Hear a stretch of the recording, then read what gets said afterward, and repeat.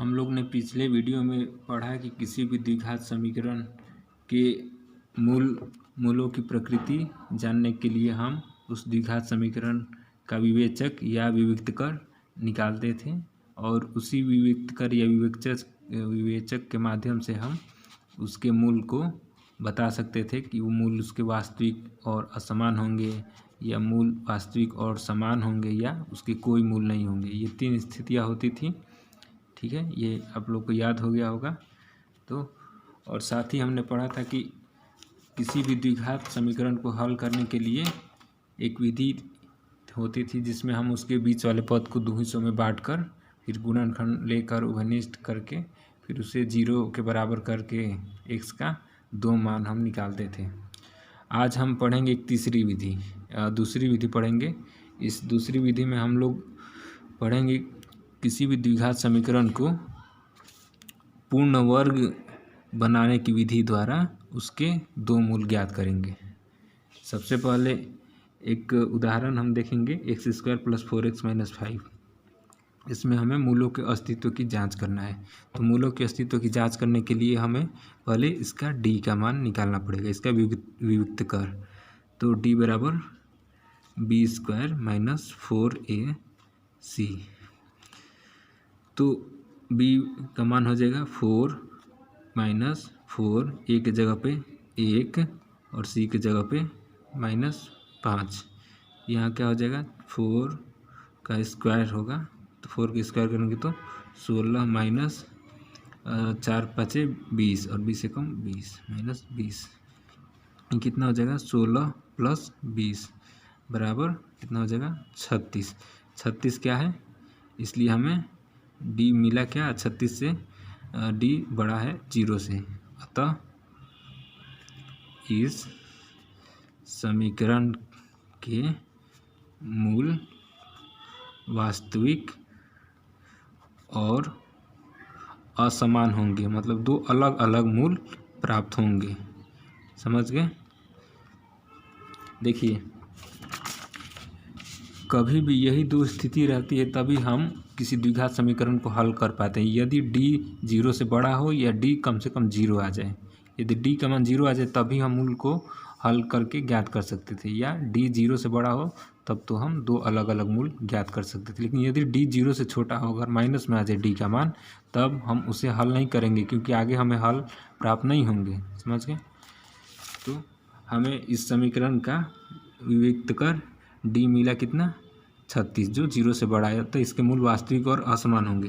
तो देखिए, हमें इस समीकरण को पूर्ण वर्ग बनाने की विधि द्वारा हल करना है। ठीक है, तो देखिए पूर्ण वर्ग पहले जान लीजिए कि पूर्ण वर्ग क्या होता है।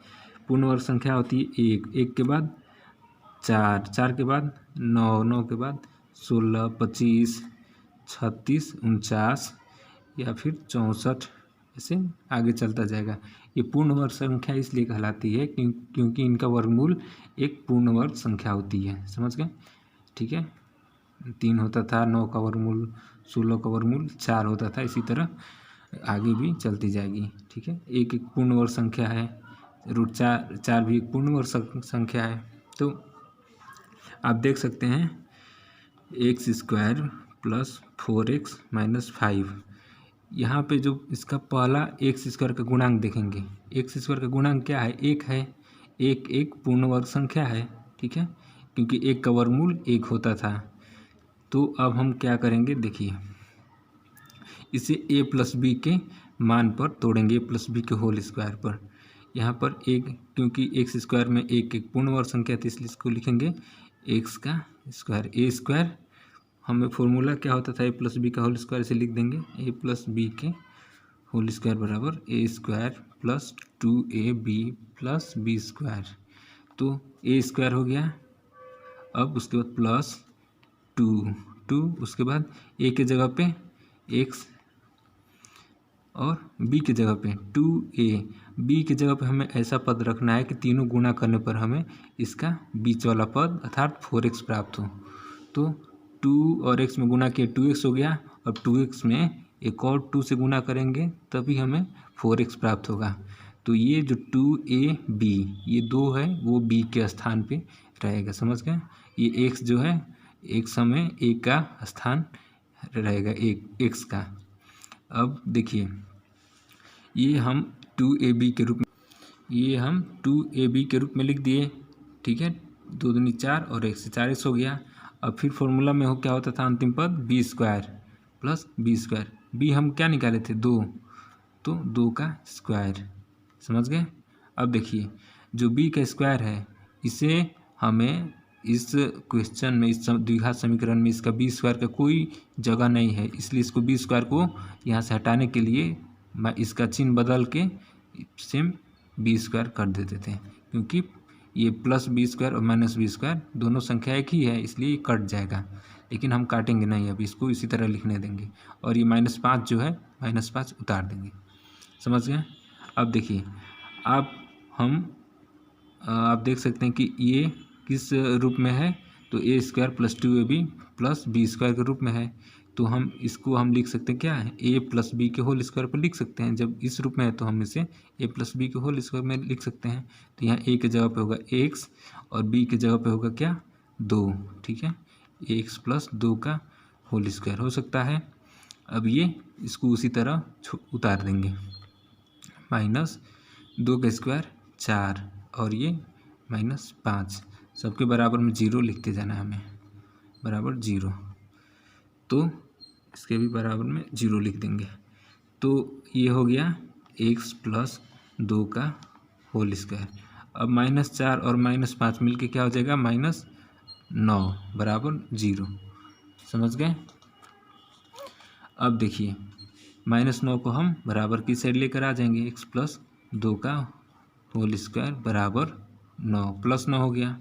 अब आप जानते हैं कि इधर यदि वर्ग होता है तो वो बराबर के दूसरे तरफ जाता है, तो जो संख्या होती है उसको ऊपर वो वर्गमूल में बन जाती है। तो ये हो जाए x प्लस 2 बराबर √9, समझ गए। तो x प्लस 2 बराबर √9 का मान कितना हो जाएगा, +-3 लिखते थे। क्यों, क्योंकि +3 का भी स्क्वायर करेंगे तो हमें 9 प्राप्त होता है और -3 का भी स्क्वायर करेंगे तो हमें 9 प्राप्त होता है। इसलिए आप ये याद रखिएगा, किसी भी संख्या का वर्गमूल प्लस माइनस दोनों में लिखते हैं, समझ गए। +3 और -3 भी आपको बता दिए। अब क्या करेंगे, x प्लस 2 को एक बार +3 करेंगे एक तरफ, x प्लस 2 को एक बार -3 करेंगे, दोनों को +3 और एक बार -3। फिर x बराबर 3 - 2 और यहाँ x बराबर -3 - 2। यहाँ x का मान हमें मिलेगा, x का मान मिलेगा 3 में से 2 जाएगा तो 1, और यहाँ x बराबर कितना हो जाएगा -5। यही हमें 2 मूल प्राप्त हुए हैं। 2 मूल होंगे 1 और -5।